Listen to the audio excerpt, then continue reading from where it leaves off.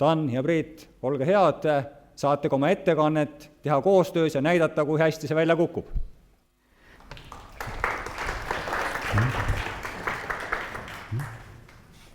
Aitäh! Aitäh! Tervist! Mina olen Priit Põllumäe. Olen siis metsaühistu, ma ütleks, et üks projekti juhtidest, neid on tegelikult rohkem, nagu ühes ühistegelikus mudelis ikka. Tervist! Ja mina olen Dan Mikkin, teenusdisaini ja brändigu firmast Brand Manual ja meil oli siis rõõm koos metsaühistuga nende terviklik bränd luua, kuidas me seda täpselt tegime, kus see kõik alguse sai. Ma ei tea, Priit, äkki sa alustad? Tõmmuga. Aga et alustada täpselt samamoodi nagu eelkõneleja, tuleb rääkida natuke sellest taustast. Et esimesed metsaühistud üldse Eestis loodi juba 90-ndate alguses, kui päris kaugele ajalukku minna, siis veel parem 30-ndatel aastatel. Aga lühike kokkuvõte sellest 90-ndate sellisest tormilisest perioodist on see, et ega selline ühistegevus metsanduse valdkonnas, ega ta ikkagi päris tööle ei hakanud ja seal on mitmeid põhjuseid, aeglane omandireform näiteks. 2000-ndate pöördel tekkis uus selline ühistute loomise laine ja valdavalt need ühistud toimetasid siis MTÜ-dena ehk siis mittetulundusühingutena ja tõeliselt sellisest ühistegelikust või ühistegevuse käima minemisest me saame rääkida umbes aastal 2009. Üks märgiline sündmus oli muuhulgas siis keskühistu eramets loomine, ehk siis 10 aastat tagasi, väike juubel. See tähendas tegelikult seda, et umbes esimese poole aastaga oldi juba võimelised tulustama 15 000 tihumeetrit ümarmaterjali, mis pärines siis erametsadest. Ja pärast seda ka riigi toel ühistegevus tegelikult hakkas ka arenema päris usinasti, ühistuid tuli juurde, ühistud kasvasid päris hästi ja tegelikult selle aja jooksul siis mingil hetkel tekkis see olukord, kus ühistud mõtlesid, et kas see kasv, mis on olnud väga, väga tubli ja usin, kas see saab jätkuda niimoodi. Ehk siis tekkis selline ühine arutelu ühistute endi vahel, et milline see maastik ikkagi on, kus me opereerime, mis on meie tegevuspraktikad, kuidas me asju teeme erinevates Eesti otsades, kuidas me seda teeme, mida me täpselt teeme, kellele, mis mahus ja nii edasi. Ehk siis tekkis selline väike nagu küsimärk õhku, et kas oleks võimalik sellisest, mingis mõttes teadmatusest, väikesest sellisest tundmatusest kasvatada uut sellist sünergiat, uut hingamist.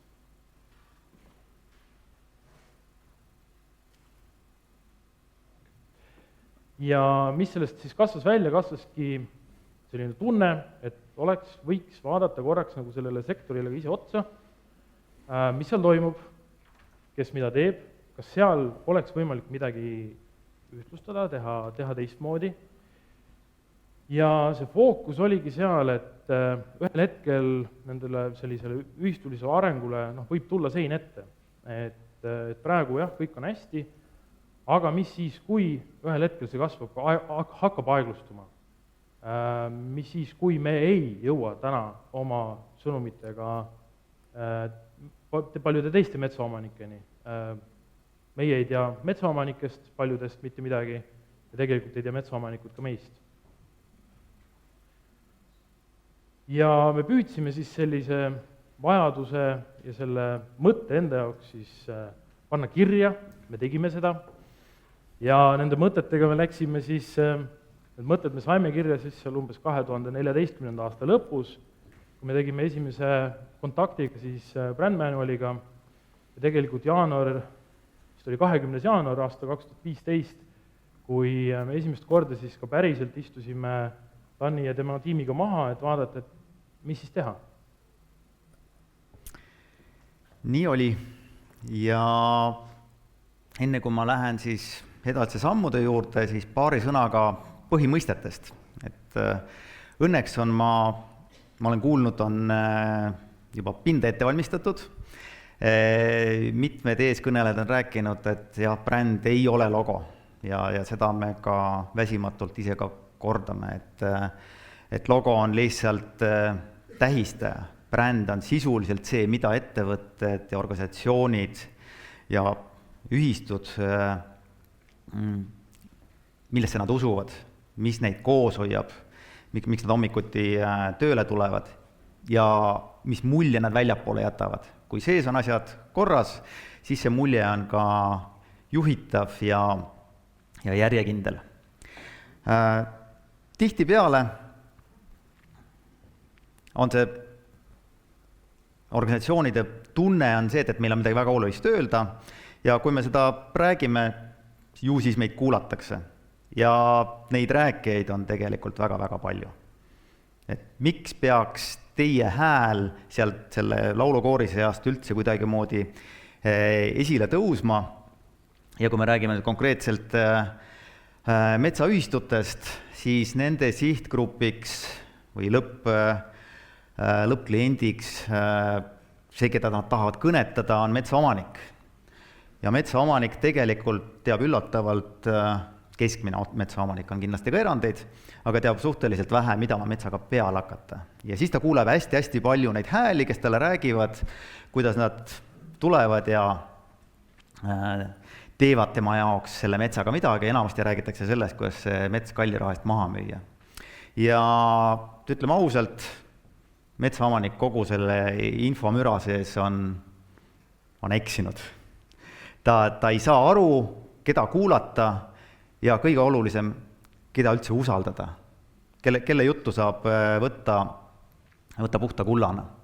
See on see koht, kus brändiga hakkab elulist rolli mängima. Bränd ei saa sündida kabineti vaikusest, ta ei saa sündida teie organisatsiooni juhatusest, ta ei saa sündida loomeinimeste peades või meie ägedas katusaluses kontoris, tuleb minna põllule või teie puhul siis metsa. Ja seda me täpselt tegime. See on see koht, kust me alustasime. Me läksime metsa, me rääkisime metsaomanikega, erinevatega, lasime neile rääkida, mis neile muret valmistab, mis vajadused neil on, rääkisime metsaekspertidega, sest me ju metsast väga palju eos ei tea, me pidime ennast sellesse teemasse sisse viima. Ka metsaekspertide vaatenurk on natuke teine kui metsaomanike oma, siis me rääkisime metsaühistu erinevate liikmetega ja juhtfiguuridega ja nendest kildudest hakkasime ühte pilti kokku panema. Ja esimene asi, mis välja tuli, oli see, et asi on natuke jama, aga selles ei ole midagi üllatavat, algus ongi keeruline, oluline oli see ära kaardistada.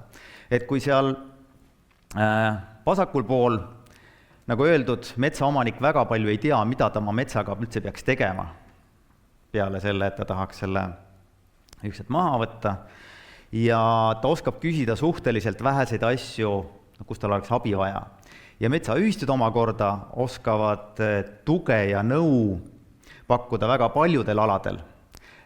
Räägivad nad siis mõnest asjast ja üllatus, nad ei räägi nendest asjadest, mida metsaomanikud oskavad küsida.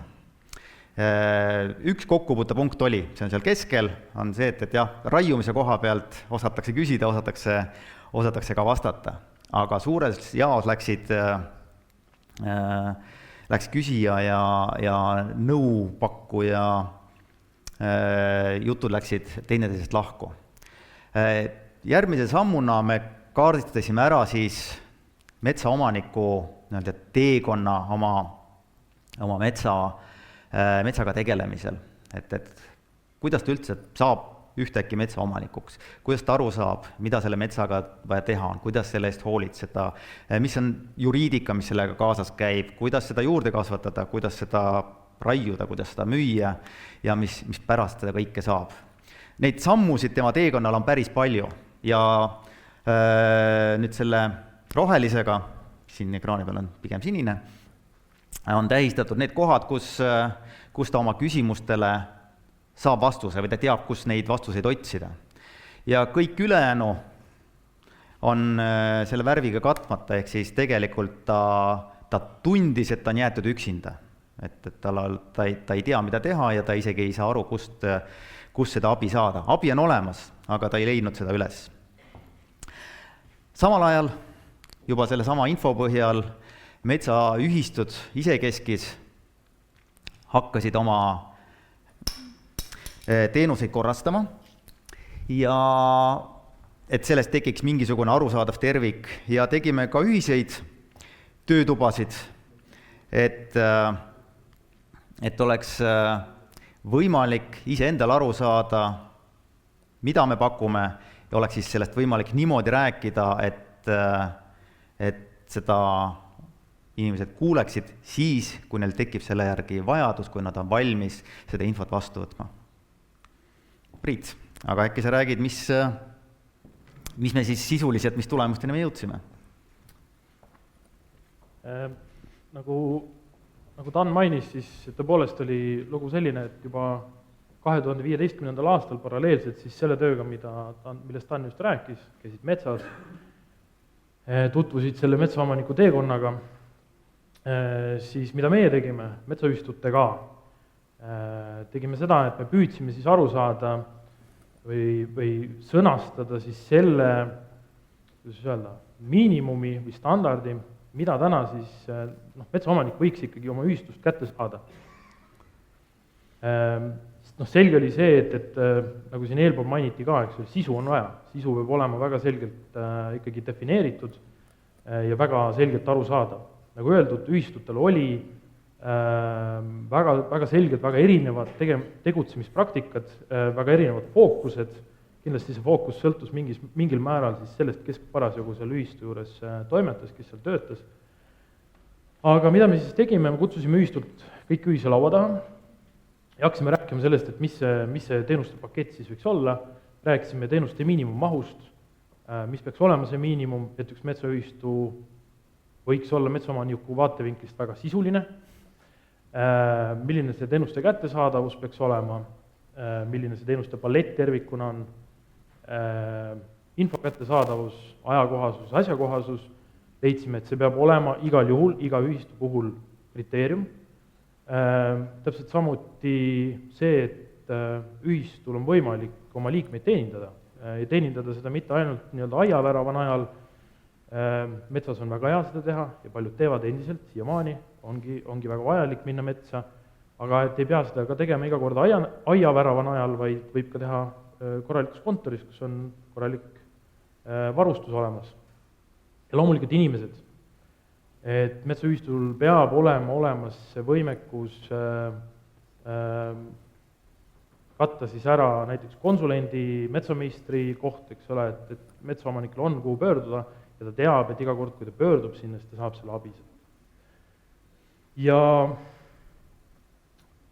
koos siis, ütleme, seda standardit luues, kusjuures selle standardi juures osales samamoodi tegelikult metsaühistuid, kes täna ise ei ole veel nii-öelda võrgustiku osad, aga ometi nendel diskussioonidel, aruteludel osalesid, siis selle ühise arutelu ja kaardistamise tulemusena me saime siis sellise rea teenuseid kirja, tekkis nagu omamoodi selline teenuse puu, kus me nägime siis või kus me suutsime siis eristada teatud teenused üksteisest. Ja leidsime selle just, et on mingisugused baasteenused, nõuanne, informatsiooni edastamine metsaomanikule, abi toetuste taotlemisel, abi metsamajanduskavade koostamisel, et see on see baas, millest tegelikult siis hakkabki lähtuma see ülejäänud spektrum, metsa uuendamine, loomulikult ka raie, puidu müük ja samamoodi ka metsakaitse või metsaomaniku nõustamine, kas või õigusalastes küsimustes või siis metsakaitselised tegevused. Ja tegelikult me jõudsimegi sinna, et metsaühistu roll on tegelikult pakkuda metsaomanikule teenuseid kogu selle metsa siis eluringi vältel. et me ei fokusseeri ennast ainult sellele ühele ainsale mingisugusele lõigule, vaid me peame olema metsaomaniku juures 24/7. Et seda kõike teha, seda ei tee metsaühistu kindlasti üksi, seal on ridamisi koostööpartnereid, on need kas või metsataimlad, raietööde teostajad, metsakorraldajad. Neid koostööpartnereid on väga palju, et erametsaomanikul oleks lihtsam ka nende koostööpartnerite seas orienteeruda. Täpselt samamoodi siin tuleb metsaühistu appi. Riik on toetanud erametsandust päris pikka aega, väga palju metsanduslikke toetusi on Eestis olemas ja järjest rohkem suureneb ka nüüd ühistute roll nende toetuste vahendamisel, ehk siis ka siin on see koht, kus metsaühistu, me nägime seda, et metsaühistu on see platvorm, kus me saame tuua need kõik erinevad osapooled kokku ja luua selle läbi siis seda väärtust nendele liikmetele. Selleks, et aidata nende metsa kaitsta, kasvatada, kasutada ja kõiki neid töid korraldada. Sellepärast, et meie soov ja meie nägemus kohe algusest peale oli see, et väga selgelt metsaühistud oma süsteemiga erinevad sisult, absoluutselt, nendest, keda me isekeskis ja naljatades kutsume kährikuteks. Need on need, kes pakuvad alati turu parimat hinda, aga kes paraku siis pärast teatud töid kipuvad metsaomaniku kõrvalt ära kaduma. Ja see võiks olla, et ongi see meie väärtuspakkumine, eks ole, et metsaühistu tahab olla seal metsaomaniku kõrval kogu selle tsükli jooksul ja mitte sealt ära minna.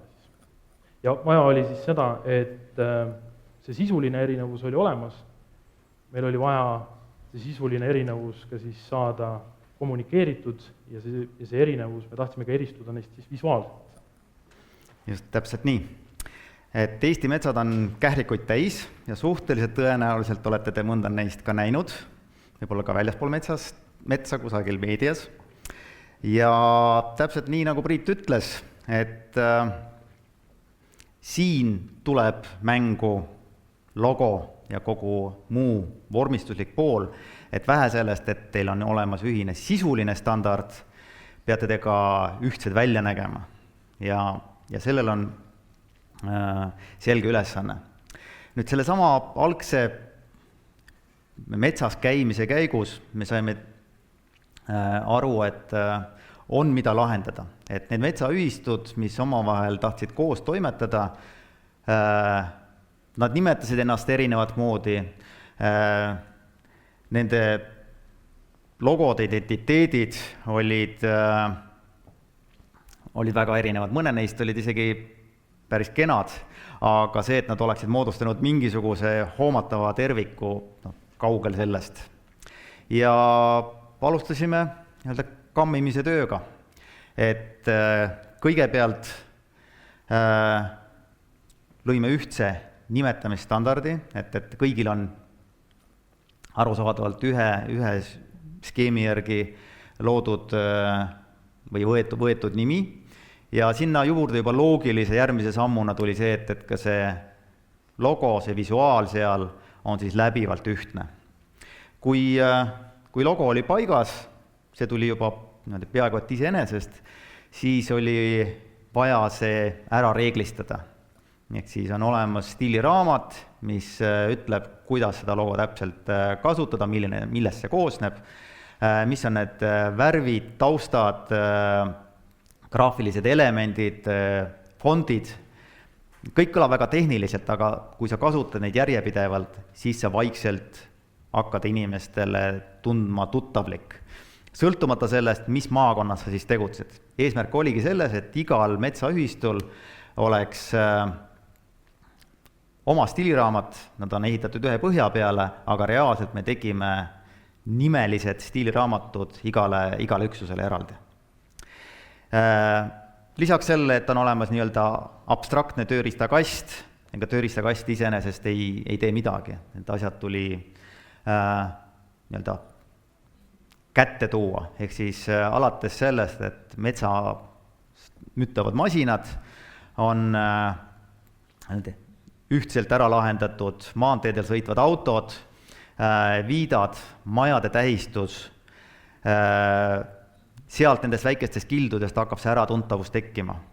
Ja lisaks siis vahendid selle jaoks, et teha ühtset kommunikatsiooni, et on need siis fotod, mis äratuntavalt on metsaühistu iseloomukandjad, kuni siis graafikani, mida saab nii-öelda sealt raamatukogust võtta ja oma postituse peale panna ja jällegi inimesed hakkavad tasapisi ära tundma, et jah, me teame, kes meiega räägib, ka siis, kui nad seda logo ei näe. Nagu öeldud, rakendused lisaks sellele, et olid masinad õigetes värvides ja loomulikult visiitkaardid.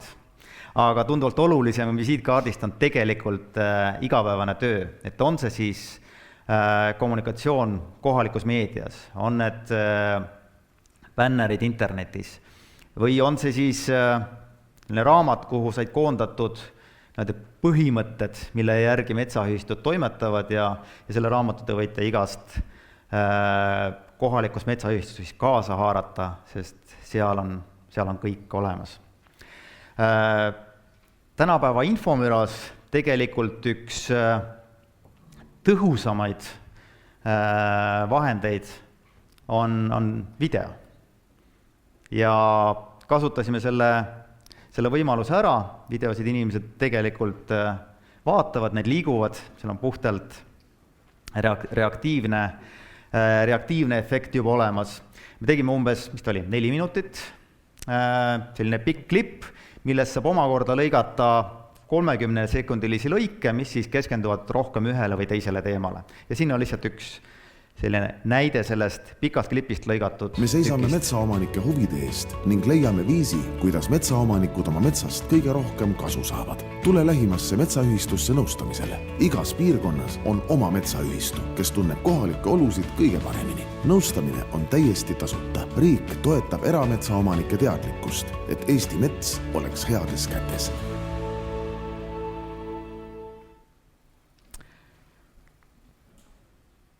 Selline lugu. Töö käib edasi, hetkel näiteks kodulehega, et ei ole veel valmis, aga on selge arusaamine, mismoodi ta peab toimima ja jällegi igas metsaühistus eraldi, igas maakondlikus ühistus, nad lahendavad sellega omi ülesandeid, aga ühises raamistikus. Et iga kild täiendab seda terviklikku pilti. Graafikaks. Priit, kas sellest kõigest ka kasu oli? Reaalselt mõõdetavat kasu? Ma arvan, et siin ma nagu jään selles mõttes eelkõnelejaga ühte paati, et ilmselt see kasu või see kasulikkus ilmnebki väga pika aja jooksul ja see on see äratundmine, see on see, mida mina näiteks sellest protsessist ka tõepoolest õppinud olen. Et ongi, see on väga pikaajaline protsess, aga üht-teist on võimalik välja tuua, mis läbi kogu selle initsiatiivi tegelikult juhtunud on. Tänasel päeval, nagu öeldud, siis kunagi tuldi ühise laua taga väga suurel hulgal, ehk siis ühistuid oli kaasatud sellesse protsessi väga palju. Tänaseks päevaks 8 metsaühistut on öelnud, et jah, see kokkuleppe, ehk siis see standard, need käitumisreeglid, need toimetamise reeglid, kaasa arvatud selle visuaalse poole, eks ole, reeglistik, see on see, mida jah, me soovime teha. Ja siin ongi oluline meie jaoks ka, et see on tulnudki alt üles. Nagu ühes ühistegevuslikus mudelist olema peabki, et ühistud ise on seda soovinud, ühistud on ise seda tahtnud ja ise selle asja initsieerinud ja siis paati tulnud. 8 ühistut on täna, kui me võtame kogu Eesti metsaühistute maastikku, siis 8 ühistut moodustab umbes 1/3, kui me räägime väga aktiivsetest ühistutest, kogu arvust rääkides siis võib-olla 1/4. Mis on positiivne, siin on 3 näidet. Loomulikult igasuguse ühistu juures üks indikaator, eks ole, on alati see, et kui palju on ühistu liikmeid, oleme püüdnud suhteliselt regulaarselt monitoorida seda kõike. Väga raske on muidugi hinnata siin, mis on ühe või teise tegevuse, taustategevuse mõju sellele kasvule, aga positiivne on see, et tegelikult selline ühistute areng ja kasv on jätkunud ka nüüd pärast seda selle, ütleme, kaubamärgi visuaalse poole kasutusele võttu, mis tegelikult juhtus alles 2016. Et tegelikult ei ole väga pikk see ajalugu veel. Ja tegelikult on hästi tore, et selle 8 ühistu puhul on 2 ühistut, kelle liikmeskond tegelikult ületab täna juba 1000 liikme piiri. Siin on välja toodud Põlvamaa metsaühistu, teine tubli ühistu on Võrumaa metsaühistu, nad kõik on tublid. Aga kelle liikmeskond siis jah, tõepoolest on üle 1000 liikme juba. Loomulikult liikmeskonnaga ühistutes, ma arvan, et ühistu inimesed ise on ju kursis väga hästi, et see liikmeskonna muutus ongi selline, et mõned tulevad, mõned lähevad, on lahkujaid, on tulijaid, meie vaatest on oluline see, et kindlasti see teenuste palett oleks kaetud, et see võrgustik tervikuna kasvaks ja tegelikult ka, ütleme, see pindalaline, liikmeks olevate metsaomanike metsamaa pindala on tegelikult olnud ikkagi summa summarum kasvutrendis kõik need aastad. Ja kui nüüd hakata rääkima sellest ühisest brändimisest, sellest kasust ja kommunikatsiooni kasust ja sellest, mida see kõik toonud on, siis üks hästi oluline asi, mida ei tohi ära unustada kunagi, on see, et piirkondlik metsaühistu, see kohalik metsaühistu, tema põhiline ülesanne on teenindada oma liiget. Teenindada oma liiget ja teenindada oma omanikku, ehk siis olla selle metsaomaniku kõrval mis tahes metsandusküsimustes. See on see põhitöö tegelikult, see on see, mida need inimesed igapäevaselt oma ühistus teevad. Ja see on oluline kontekst, ma tulen selle juurde pärast tagasi.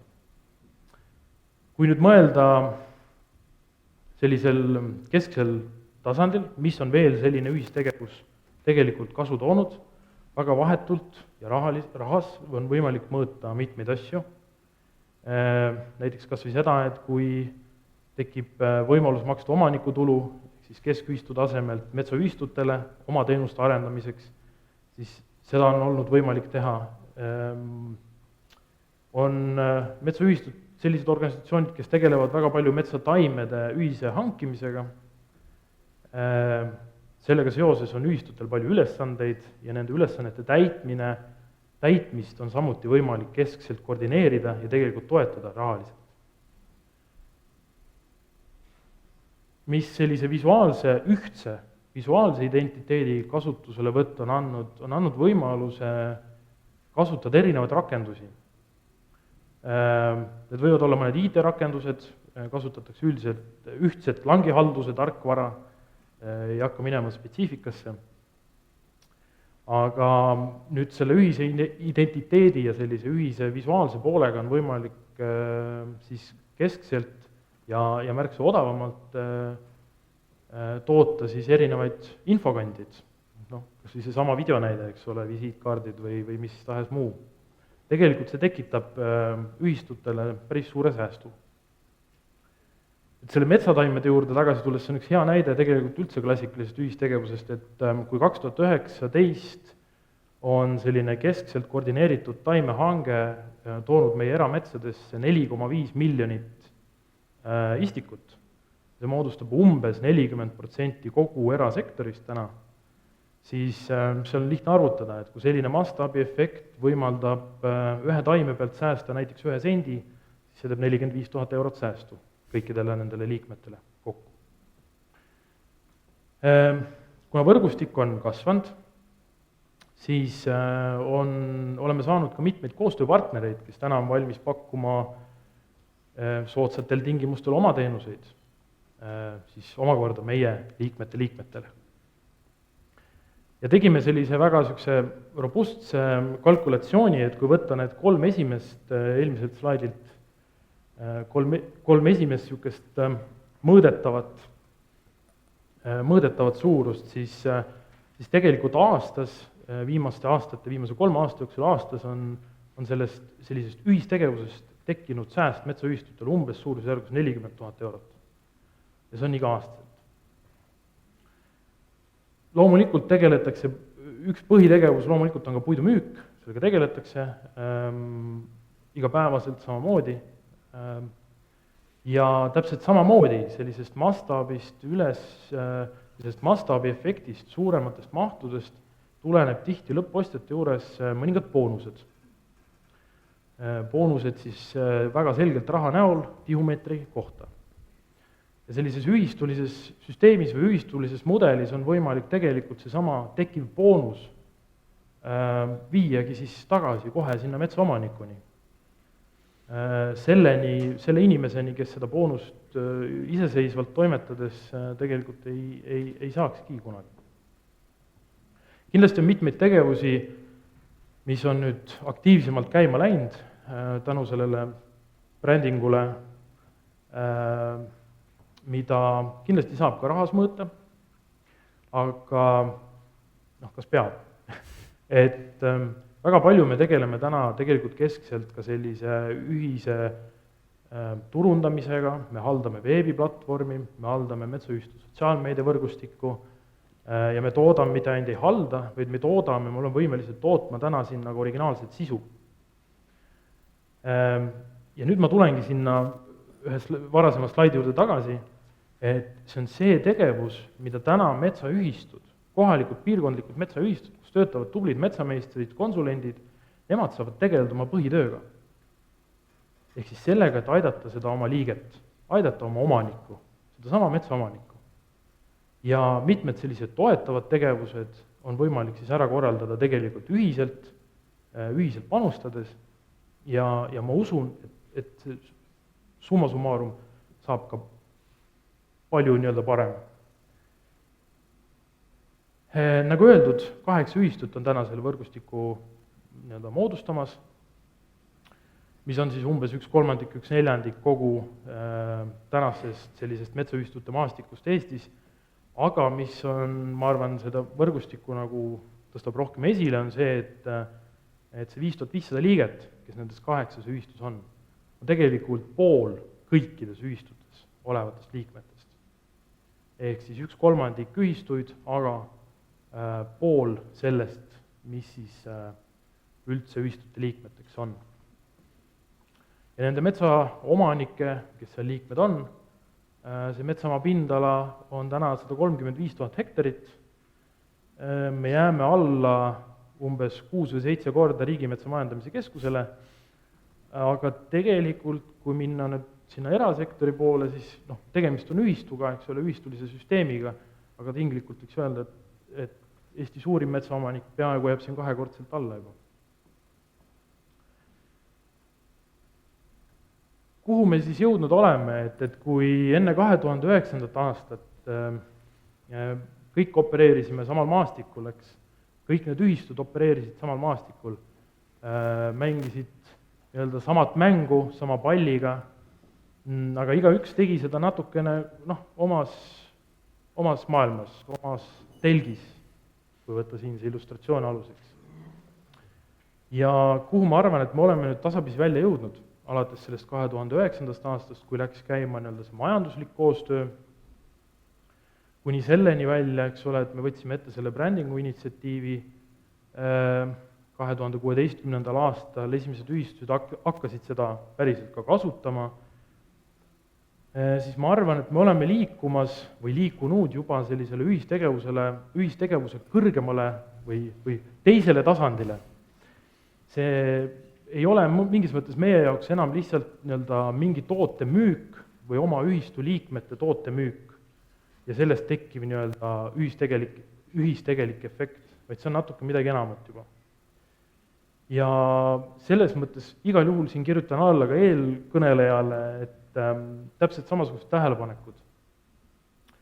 Et see on üks väga pikaajaline protsess ja me anname endale aru, et me oleme ka tegelikult alles oma mingis 3.-4. aastas ja võib-olla, kui me oleme, see võrgustik on eksisteerinud 30 aastat, võib-olla siis oleks juba kuidagi huvitavam neid asju vaadata tagasi ja mõelda, et mis see kasu on olnud. Et see on väga pikaajaline protsess. Ma arvan, et mis eristab sellise protsessi juurutamist ühistus või äriühingus on see, et ühistus peab arvestama või võiks arvestada eeldatavalt sellega, et see võib võtta kauem aega. Ühistuline mudel on natuke teine, selliste initsiatiivide juurutamine, asjadega ära harjumine võib võtta kauem aega kui äriühingus, kus see juhtimisstruktuur on natuke teine. Ja see peab tulema alt ülesse, inimesed, metsaomanikud ja metsaühistud ise peavad tahtma seda. Ja selles mõttes ta ongi niisugune vabatahtlik lugu. Aga täna selline seni tehtu baasil võiks küll öelda, et sellise väga järjekindla ja pideva tööga on võimalik läbi brändingu ka ühistegevuses luua veel suuremat väärtust kõikidele liikmetele, kes ühistus on. Mina tänan. Tänan ka mina.